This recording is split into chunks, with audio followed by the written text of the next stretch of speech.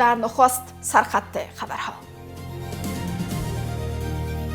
ادامه تنش‌ها میان کابل و اسلام آباد. مهاجران افغان میگویند که وضعیت زندگی در پاکستان دشوارتر شده. د افغان کډوالو سره ظلم او زیاتی او د جبر انتهای کراس کړی ده. تأکید وزارت داخله بر کاهش سطح جرایم جنایی در کشور. سخنگوی این وزارت عامل اقتصادی را دلیل اصلی وقوع جرایم در کشور می‌داند. گراف جرایم نسبت به گذشته خیلی چشمگیر متفاوت بوده. و افزایش تنش‌های لفظی تهران و واشنگتن. محمد باقر قالیباف میگوید که تلاش ترامپ برای تسلیم ایران ناکام ماند.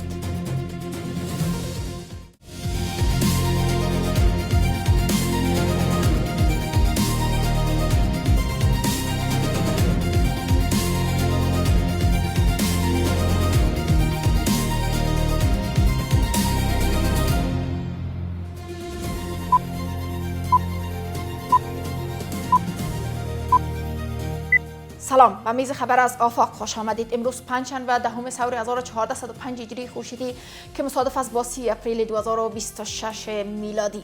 مشروع خبرها.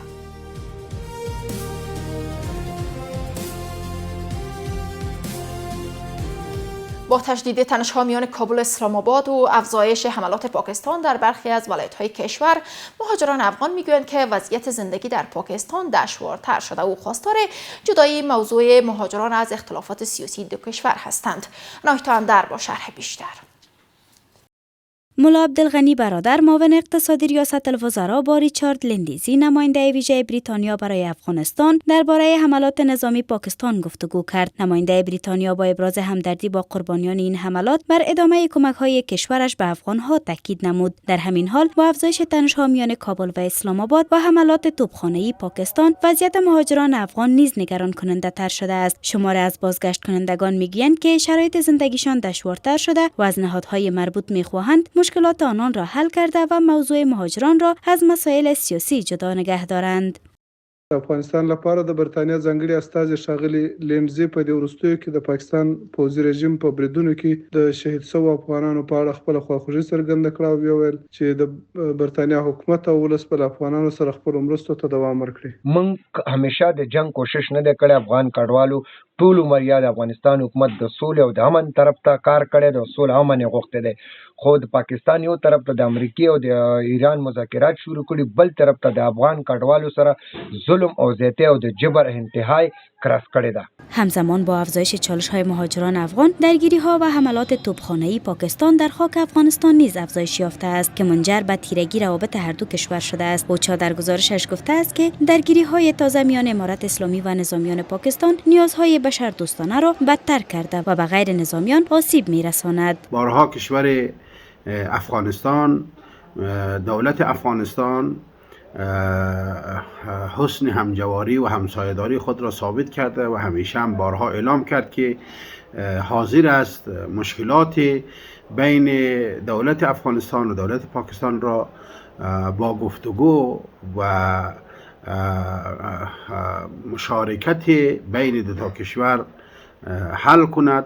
همزمان با این، آگاهان به این باورند که اقدامات پاکستان علیه افغانستان خلاف حقوق بشر و اصول بین المللی است. به گفته آنان، هدف این کشور ایجاد تنش و خدشه‌دار ساختن روابط دو جانبه است و از نهادهای جهانی می‌خواهند که برای توقف این روند بر پاکستان فشار وارد کنند. بالای پاکستان فشار آورده شد که از عملیات نظامی خود علیه افغانستان جلوگیری بکند و هدف اصلی پاکستان به خاطر به نامسازی منطقه با وجود آمدن فضای متشنج بر همزن مناسبات نیک میان افغانستان و پاکستان و همچنان تلاش در جهتی است که گویا افغانستان یک کشور نام بوده و گروه توریستی در افغانستان فعالیت دارند. این در حال است که در پی حملات اخیر پاکستان بر خاک افغانستان دست کم 7 تن جان باخته و 81 تن دیگر زخمی شدند. در میان جان باختگان زنان و کودکان نیز شاملند.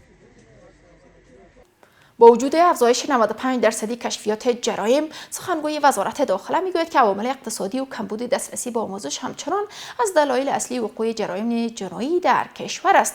این در حالی است که اخیراً شماری از شهروندان کشور از افزایش جرایم جنایی شکایت می‌کنند. نسترن امیری گزارش می‌دهد.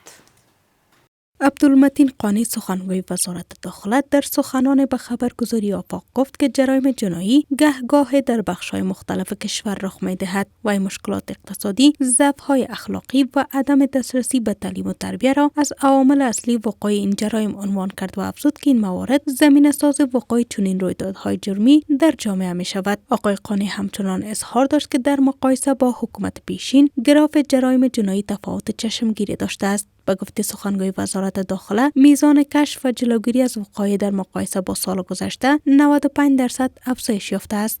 افغانستان یک جغرافی است که حجم مردمشان گرفته تا مشکلات اقتصادی و همچنان اخلاقی و عدم تعلیم تربیه، کلشان نکاتی هست که طبعا جرایم واقع میشه. ولی واقع بینانه میگم که ملت افغانستان باید بدانه که بعد از حاکمیت امارت اسلامی افغانستان گراف جرایم نسبت به گذشته خیلی چشمگیر متفاوت بوده. یعنی ما اگر سالانه مقایسه کنیم 10,000 تفاوت بین اداره قبلی جمهوریت و حکومت حالی امارت اسلامی افغانستان متفاوت است. یعنی 10,000 تفاوت با وجودی که جغرافی قبل محدود بود و حال جغرافی سرتاسری افغانستان است. با این حال راه‌های کاهش جرایم جنایی در کشور چیست و چی راهکارهایی میتواند گراف این جرایم را بیشتر کاهش دهد یا حتی به صفر برساند؟ تقویت حاکمیت قانون، تقویت سیستم قضایی، کاهش فقر و بیکاری، آگاهی برای مردم، کنترل سلاح‌های غیر قانونی، مبارزه با فساد، استفاده از تکنولوژی عصر جدید، تربیت نسل جوان تحت آموزش گرفتن و رابطه نزدیک و اعتماد بین مردم و پلیس شده میتواند. حکومت در قبال تأمین امنیت شهروندان افغانستان از شمال تا به جنوب، از شرق تا به غرب مکلفیت دارد، اما در پهلویش ملت هم باید ادای مسئولیت بکنند. چه در قریه، ولسوالی و ولایات، هیچگاه ارگان‌های کشفی استخباراتی و نهادهای تأمین امنیت کننده بدون حضور مردم نمیتوانند که تأمین امنیت واقعی را داشته باشند. پس زمانی که ملت همکاری داشته باشه، طبعا که نهادها با افرادی که مخل امن نظم عامه هستند مبارزه میکنند. این اظهارات در حال مطرح می شود که در ماه‌های اخیر شمار از شهروندان کشور از افزایش جرایم جنایی مانند سرقت و اختطاف شکایت دارند و خواستار اقدامات جدی و مؤثر از سوی نهادهای امنیتی برای تامین امنیت و کاهش این جرایم شدند. سازمان گزارشگران بدون مرز در تازه‌ترین گزارش خود درباره آزادی رسانه‌ها در 180 کشور جهان افغانستان را در جایگاه 175 قرار داده است. بر اساس این گزارش افغانستان در این فهرست پیش از ایران، عربستان سعودی، چین، کره شمالی و اریتره قرار گرفته. بر اساس 25مین شاخص جهانی آزادی رسانه‌ها توسط خبرنگاران بدون مرز، نروژ، هلند و استونیا به ترتیب با کسب بیشترین امتیاز در جایگاه‌های نخست تا سوم قرار دارند. در افغانستان یک چالشی که وجود دارد در قبال کار رسانه‌ای او نبود قانون رسانه‌های همگانی است که در موجودیت قانون رسانه‌ها و خبرنگارها هم مکلفیت خود می‌دانند و همچنان حکومت هم خطوطش و خطوط چگونگی آزادی بیان و آزادی رسانه‌ها و چگونگی کارکرد رسانه‌ها روشن می باشه که تا موجودیت قانون این چیزها در یک اندازه ابهام می باشه و این خودش تاثیرگذار است بالای چگونگی وضعیت آزادی بیان و وضعیت کار خبرنگاری. وزارت صنعت و تجارت اعلام کرده که بر اساس حکم رهبر امارت اسلامی واردات، تولید و استفاده از پتاقی در کشور ممنوع است. نوردین عزیزی وزیر صنعت و تجارت در دیدار با بازرگانان و بخش خصوصی گفته است که این تصمیم به هدف جلوگیری از آزار مردم، کاهش حوادث ناگوار و پاسخ به شکایات شهروندان اتخاذ شده است. ضمن ابلاغ حکم محترم الحاج نوردین عزیزی وزیر صنعت و تجارت اظهار داشت این حکم به منظور جلوگیری از اذیت و آزار و وقوع اتفاقات ناگوار و رسیدگی به شکایات مردم صادر گردیده است. در اخیر فیصله گردید که جهت فرهنگسازی و تطبیق هرچه بهتر حکم امیرالمؤمنین حفظه الله موضوع با وزارت‌های محترم امور داخله، تحصیلات عالی معارف، حج و اوقاف، امر بالمعروف و سایر ادارات مربوطه شریک گردد. و در خارج از کشور در اوج تنش‌های لفظی تهران و واشنگتن، محمد باقر قالیباف رئیس مجلس ایران میگوید که تلاش‌های ترامپ برای تسلیم شدن ایران ناکام مانده. او تاکید میکند که امریکا تاکنون 6 بار در برابر ایران شکست خورده و از مردم خواست با انسجام خود با تهدیدات امریکا مقابله کنند. این در حالی است که دونالد ترامپ محاصره دریایی بندرهای ایران را موفقیت آمیز دانسته و باری دیگر از تهران خواست تا تسلیم شود.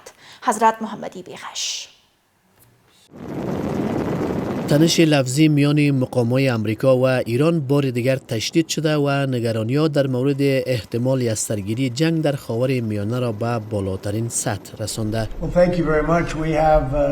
دونالد ترامپ رئیس جمهوری امریکا پس از تماس تلفنی با همتای روسی خود در نشستی اعلام کرد که محاصره دریایی بندرهای ایران موفقیت آمیز بوده و بار دیگر از تهران خواست تا تسلیم شود. ولادیمیر پوتین رئیس جمهوری روسیه در جریان تماس تلفنی با دونالد ترامپ هشدار داد که عملیات زمینی احتمالی امریکا در ایران کاملا غیر قابل قبول و خطرناک خواهد بود. ترامپ همچنین در این نشست گفته که 80% ظرفیت موشکی ایران نابود شده و اقتصاد آن در حال فروپاشی است.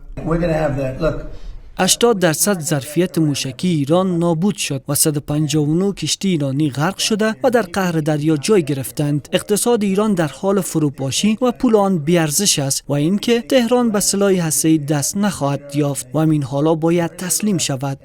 در مقابل محمد باقر قالیباف رئیس مجلس ایران این کارزار فشار اقتصادی را به تمسخر گرفته و گفته است که چنین اقدامات تنها باعث افزایش قیمت نفت در بازارهای جهانی می شود. همزمان سپاه پاسداران انقلاب اسلامی هشدار داده که در صورت ادامه محاصره دریایی دست به اقدامهای بی‌سابقه خواهد زد. در 3 روز گذشته هیچ چای نفت منفجر نشده است. می توانیم این مدت را به 30 روز افزایش دهیم و به صورت زنده تصاویر چاه‌ها را اینجا پخش کنیم. این نوع توصیه‌های مزخرف است که دولت امریکا از افراد مانند بسنت دریافت می کند که همچنین ایده محاصره را هم تبلیغ می کند و قیمت نفت را به بیش از $120 رسانده. ایستگاه بعدی قیمت نفت $140. مسئله فقط ایده های غلط نیست بلکه طرز فکر و ذهنیت غلط است. رئیس مجلس ایران همچنین اعلام کرد که دشمن تاکنون 6 بار در برابر ایران شکست خورده و از مردم خواست که با انسجام خود به تهدیدهای امریکا مقابله کنند.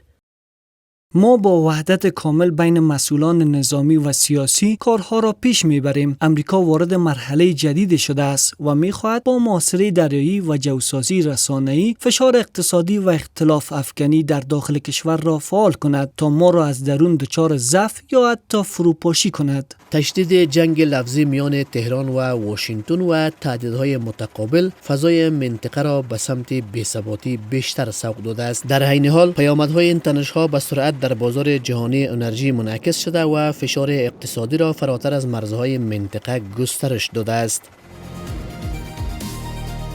رسیدیم به آخرین بسته خبری از میز خبر آفاق. وقت بر شما خوش.